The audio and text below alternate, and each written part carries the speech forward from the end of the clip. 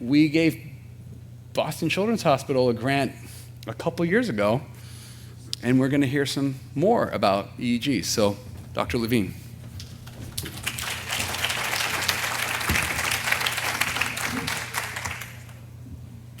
I do realize that I stand between you and your tacos and beer. So I set a timer for myself.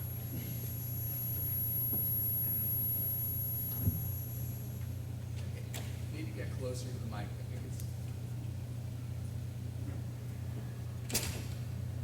There we go. All right, so using EEG to understand how the brain works in SYNGAP. When we think about biomarkers, we think about different types of biomarkers. And this is actually really important as we start to think about clinical trials, right? So there are biomarkers to diagnose a disorder, right? Genetic testing is a great biomarker for SYNGAP. But we also have biomarkers for disorder subtypes, biomarkers that might predict or provide a prognosis, and biomarkers that we can use for measuring outcome, measuring safety in clinical trials. When I think about biomarkers, and this maybe ties together a lot of the things that we heard about today, I think about this spectrum from genotype to phenotype. We go from genes to cell structure and function, circuit structure and function, and ultimately phenotype. And the reason that this is important is when we think about where do our biomarkers come from, each biomarker indexes a different part of this spectrum. And EEG, which you see sort of on the bottom, as well as MEG, kind of index, for the most part, circuit structure and function. But depending on exactly what you measure within your EEG, you might get some markers of cell, and you might get some markers of phenotype as well. And the reason this matters is when we think about our treatments, sure, gene therapy acts at the level of genotype with downstream effects all the way to phenotype. But many of the medications and brain stimulation therapies that we're also hearing about as potential treatments for some of the symptoms of SYNGAP1 act at the level of cells and circuits. So we want biomarkers for that too. So as Mike said, SYNGAP Research Fund gave us a grant. We are trying to collect 20 EEG from 20 individuals with SYNGAP, 10 at Boston Children's that have already been collected, and we're aiming for 10 at UCLA as well. I think so far we have about 5. Ages 2 to 11, we'll expand that later, but this was set up to match with another project that we're doing called the Developmental Synaptopathies Consortium, where we're looking at other neurogenetic conditions with similar overlapping phenotype, autism, intellectual disability, epilepsy, so that we could try to look for similarities and start to piggyback off of some of the treatments that are being developed for those as well. So we collect, for those of you who have come in for our studies, you've seen this, we collect baseline resting EEG, and then we show the kids some visual stimuli, and they listen to some auditory stimuli as well. I'm not going to present everything to you today because, again, beer and tacos, but I'm going to show you my 2 favorite findings that we've had so far. I do want to say that all of the analyses that we do are standardized using our lab went into a software development, took a little foray into software development for a while, which I never thought we'd do, but here we are. We created some processing pipelines and platforms so that everything is standardized, so that, there we go, so that this can be replicated across sites, and so everything is freely available so that once we move into clinical trials, we're not reinventing the wheel. I'm a neurologist, so I can say this, right? So EEG captures much more than just seizures. And you heard from Alfredo today. Some of you may have seen this very nice paper that looked at correlations between human and mouse EEG. But it turns out there's a lot of information in EEG. We collect 128 electrodes. We sample 1,000 times per second, And we record, for this particular paradigm, about 23 minutes. There are hundreds of millions of data points in a single EEG. So there's a lot of information in there about what the brain is doing on a moment-to-moment basis. So how can we pull this out? So, like I said, I chose my two favorite measures. At least these were my favorites on the plane yesterday. The first measure is of consistency. If we play the exact same sound over and over again, to what extent do the children in our studies exhibit the exact same brainwave in response? We use a measure called intertrial phase coherence to measure that. And this measure, spoiler alert, is correlated with nonverbal IQ, so a measure essentially of cognition. We'll tell you a little bit more about that one. And then we also have this measure of thalamocortical volleys, which we measure by these transient beta events and how often they occur. And that we have found is associated with a measure of sensory processing, which you've heard a little bit about today. One of the other things that we're doing specifically in this study is we're able to compare our findings in SYNGAP to our findings in some of these other neurogenetic conditions, so that again we can piggyback off of different conditions with similar neural circuit function. There we go. So we'll talk about the consistency measure first. So if you think about it, consistency is really important because our brains need to recognize when the same thing is happening over and over again. That's actually very important for learning, right? If your brain recognizes, I heard that word before, right? I saw that face before, and delivers the same brainwave in response, you can start to recognize patterns, right? If your brain is seeing something different every time everybody else is seeing or hearing the same thing over and over, it leads to very different patterns of learning, right? So we measure this by intertrial phase coherence, which is the big red blob on the screen, right? So on the x-axis you have time, and at time 0, which is that pink dotted line, we play a sound. It sounds like a train. On the y-axis, you have frequency, because it turns out those squiggly lines and brainwaves can be broken down into activity at multiple different frequencies or speeds. So what happens is the color tells you how consistent the response is trial to trial. So we play the same sound 100 times.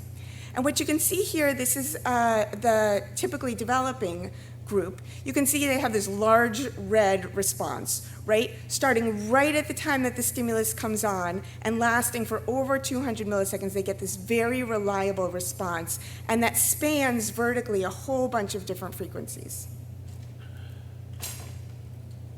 Here's what we see in SYNGAP.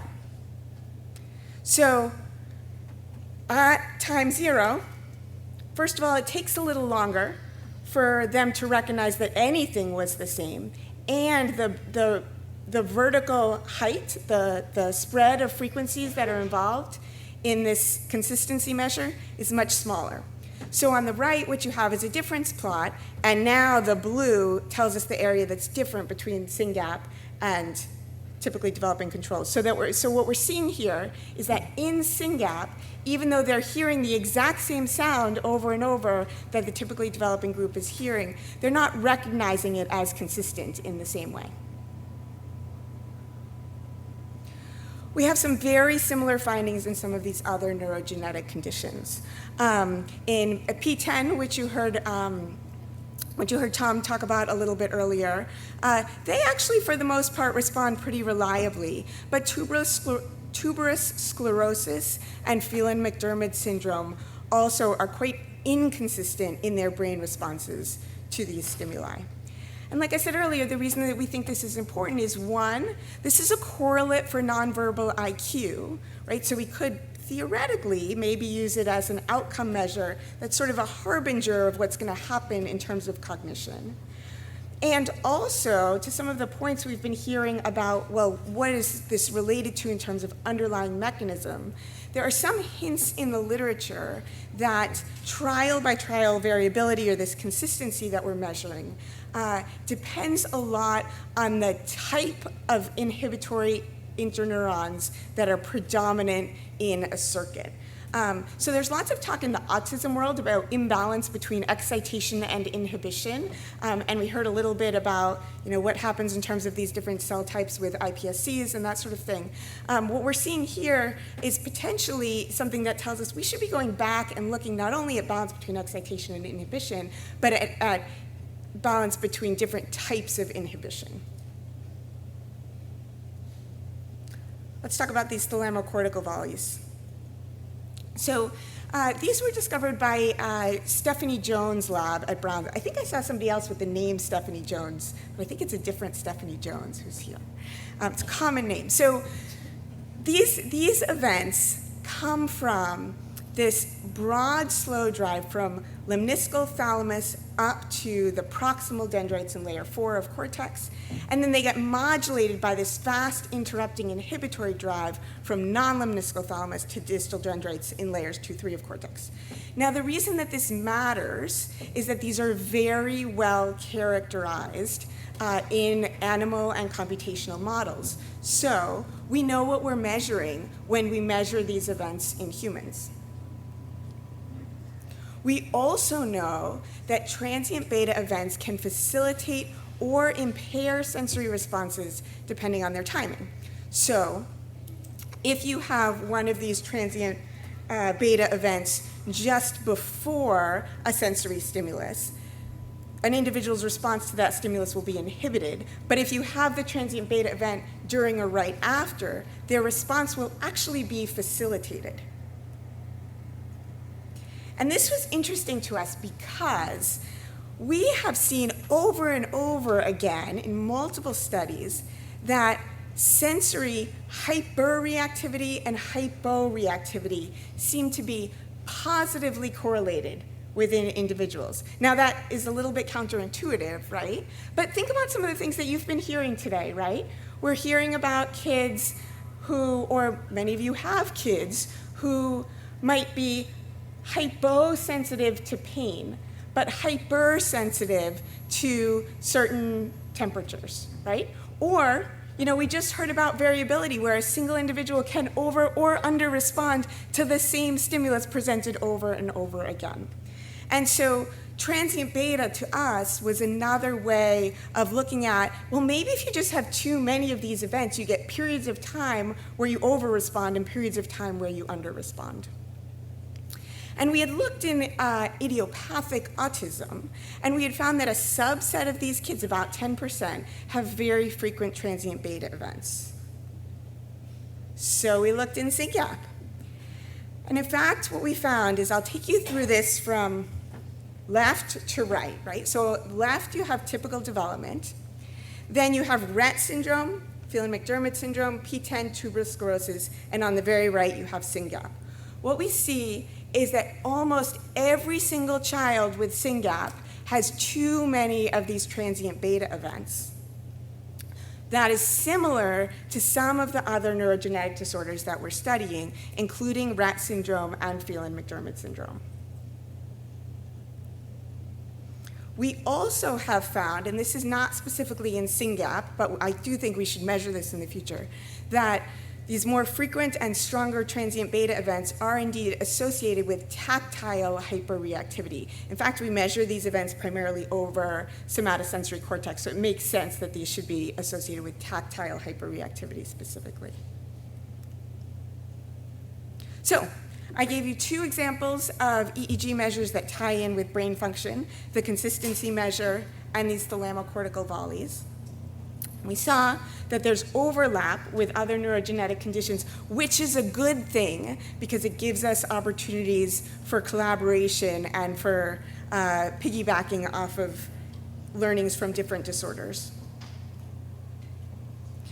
So where do we go from here? I think both in terms of forward translation and back translation. So in terms of forward translation, we need biomarker development, right? We need to take these measures and some other ones and start to figure out how we can get them ready for clinical trials, right? And what does that mean? Does that mean that we need an EEG set that's a little bit more accessible, that can be done in a home environment, right? Because we're not actually using all of the electrodes that we are collecting data from right now. So probably something like the Dream 3 would be very useful, actually. We also want to think about how we might use some of these measures for outcome monitoring, for not only telling us who looks like who before they go into a trial, but also how brainwaves change in response to different treatments. And then also I think we have opportunities here for back translation. And we don't think about this enough, but it turns out we don't just discover stuff in rats or mice and move it into humans, but humans actually have something to teach us about what's happening in basic science, right? Humans are where we should be getting our ideas about what are the most important things we should be studying on the basic science side, right? So I think that this type of work and much of the work that you heard today has opportunities for that bi-directional type of work. So I want to thank everyone for hanging in there until the very end. Thank you to all of our funding sources, but particularly the SYNGAP Research Fund.